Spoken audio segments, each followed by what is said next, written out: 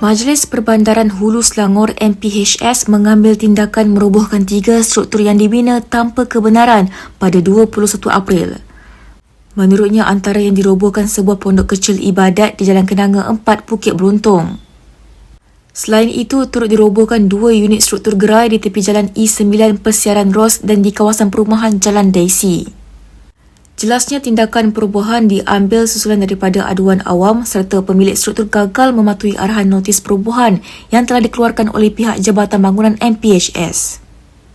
Tindakan perubahan dilaksanakan di bawah peruntukan Akta Jalan Parit dan Bangunan 1974-Akta 133 bagi memastikan kelestarian dan kemampanan di kawasan pentadbiran Majlis Perbandaran Hulu Selangor terjaga serta memastikan orang awam mematuhi peraturan-peraturan yang telah ditetapkan. Operasi berkenaan diketuai Jabatan Bangunan MPHS yang turut dibantu oleh Jabatan Penguatkuasaan, Jabatan Pengurusan Sisa Pepejal dan Pembersihan Awam JPS-PPA MPHS. Ia turut dibantu beberapa agensi lain termasuk pihak Air Selangor, Gas Malaysia Berhad serta pihak PDRM dari Balai Polis Bukit Sentosa dan Ibu Pejabat Polis Daerah Hulu Selangor serta pihak panel kontraktor yang telah dilantik.